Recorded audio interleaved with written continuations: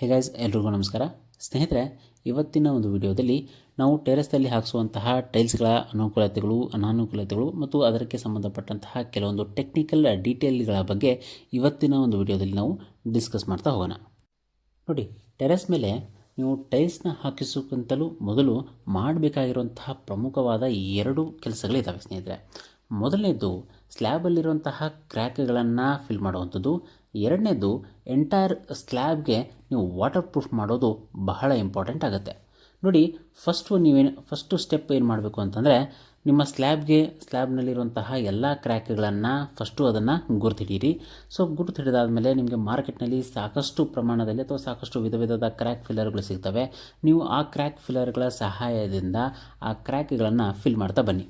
So ಯಾವಾಗ ನಿಮಗೆ ಕ್ರ್ಯಾಕ್ಗಳು ಎಲ್ಲ ಸಂಪೂರ್ಣವಾಗಿ ಫಿಲ್ ಆಯಿತು ಅಂತ ಆದಮೇಲೆ ನೀವು ನಿಮ್ಮ ಸ್ಲ್ಯಾಬನ್ನು ಯಾವುದಾದ್ರೂ ಒಂದು ಕಂಪ್ನಿಯ ಪ್ರಾಡಕ್ಟ್ನಲ್ಲಿ ಸಾಕಷ್ಟು ವಾಟರ್ ಪ್ರೂಫಿಂಗ್ ಪ್ರಾಡಕ್ಟ್ಗಳು ಬರ್ತವೆ.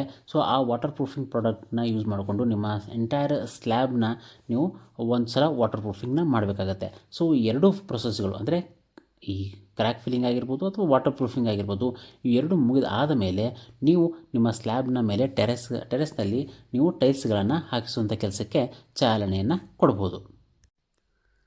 ನೋಡಿ, ಟೆರೆಸ್ನಲ್ಲಿ ಟೈಲ್ಸ್ನ ಹಾಕಿಸೋದ್ರಿಂದ ಆಗುವಂತಹ ಅನುಕೂಲತೆಗಳ ಬಗ್ಗೆ ಒಂದೊಂದೇ ಪಾಯಿಂಟ್ಸ್ನ ನೋಡ್ತಾ ಹೋಗೋಣ. ನೋಡಿ, ಟೆರೆಸಲ್ಲಿ ಟೈಲ್ಸ್ನ ಹಾಕಿಸುವಂತಹ ವಿಧಾನ ಏನಿದೆ ಸ್ನೇಹಿತರೆ, ಇದೊಂದು ಮೊದಲ ಪ್ರೊಟೆಕ್ಷನ್ ಲೇಯರ್ ಆಗಿ ಕೆಲಸ ಮಾಡುತ್ತೆ ನಿಮ್ಮ ಸ್ಲ್ಯಾಬ್ಗೆ.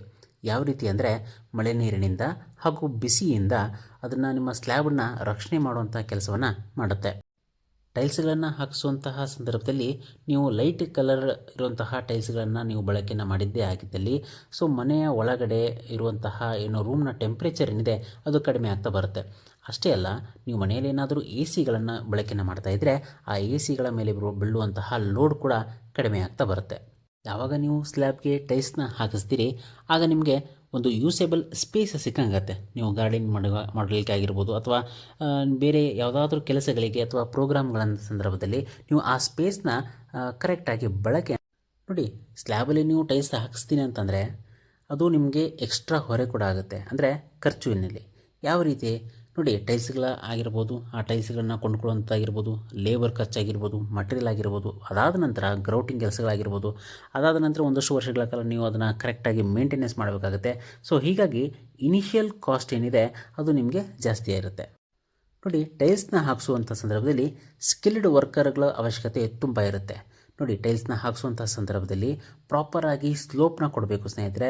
ಯಾಕಂದರೆ ಸ್ಲೋಪ್ನ ಕರೆಕ್ಟಾಗಿ ಕೊಡದೇ ಇದ್ದ ಸಂದರ್ಭದಲ್ಲಿ ನೀರು ಸ್ಲ್ಯಾಬ್ನ ಮೇಲೆ ನಿಂತ್ಕೊಳ್ಳೋಕೆ ಶುರು ಆಗುತ್ತೆ ಮತ್ತು ಅಲ್ಲಿ ಏನಾದರೂ ಮತ್ತೆ ಜಾಯಿಂಟ್ಸ್ಗಳ ಮುಖಾಂತರ ಕೆಳಗಡೆ ಮತ್ತು ಟೈಲ್ಸ್ನಲ್ಲಿ ಅದು ಡಿಪಾಸಿಟ್ ಆಗಲಿಕ್ಕೆ ಶುರು ಆಗಿಬಿಡುತ್ತೆ. ಸೊ ಹೀಗಾಗಿ ನಮಗೆ ಪ್ರಾಪರ್ ಸ್ಲೋಪ್ನ ಕೊಡುವಂಥದ್ದು ಬಹಳ ಅವಶ್ಯಕತೆ ಇರುತ್ತೆ.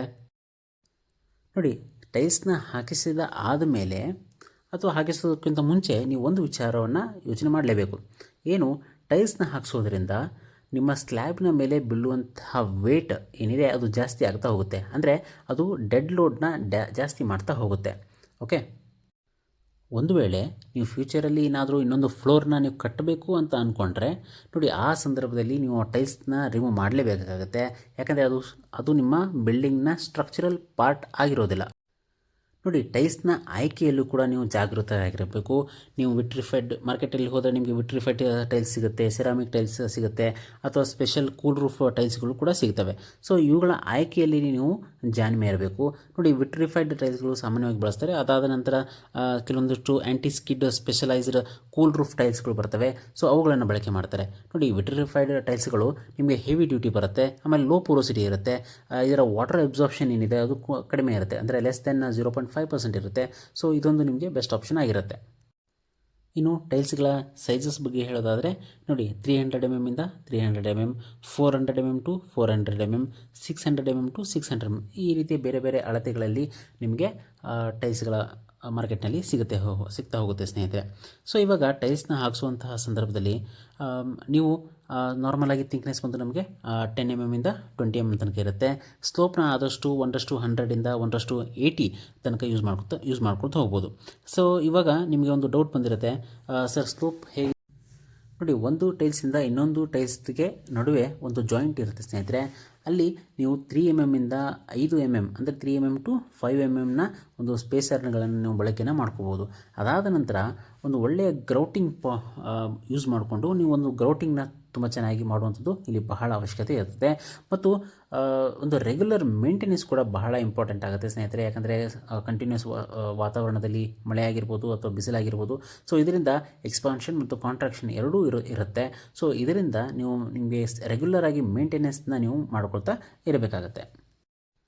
ನೀವು ಟೈಲ್ಸ್ನ ಹಾಕಿಸ್ತಾ ಇದ್ದೀರಾ ಅಂತಂದರೆ ನೋಡಿ, ದೀರ್ಘಕಾಲಿಕ ಲೀಕೇಜ್ ಸಮಸ್ಯೆಗಳಿಗೆ ನಿಮಗೆ ಒಂದು ಪರಿಹಾರ ಸಿಗುತ್ತೆ. ನೋಡಿ, ಟೈಲ್ಸ್ ಹಾಕಿಸುವಂಥ ಸಂದರ್ಭದಲ್ಲಿ ಸರಿಯಾದ ವಿಧಾನ ಮತ್ತು ಸರಿಯಾದಂತಹ ವಾಟರ್ ಪ್ರೂಫಿಂಗ್ ಮಾಡುವಂಥದ್ದು, ಅಂದರೆ ಟೈಲ್ಸ್ನ ಹಾಕಿಸುವ ಮುಂಚೆ ಇವೆರಡೂ ಕೂಡ ಬಹಳ ಇಂಪಾರ್ಟೆಂಟ್ ಆಗುತ್ತೆ. ಇದರಿಂದ ಆ ವಾಟರ್ ಪ್ರೂಫಿಂಗ್ ಮಾಡೋದರಿಂದ ಆಗಿರ್ಬೋದು ಅಥವಾ ಈ ಟೈಲ್ಸ್ನ ಹಾಕಿಸೋದ್ರಿಂದ ಒಂದು ಲೀಕೇಜ್ ಸಮಸ್ಯೆಗಳಿಂದ ನಿಮಗೆ ಒಂದು ಸಂಪೂರ್ಣವಾದಂತಹ ಲಾಭವನ್ನು ನೀವು ಪಡೆಯಬಹುದು.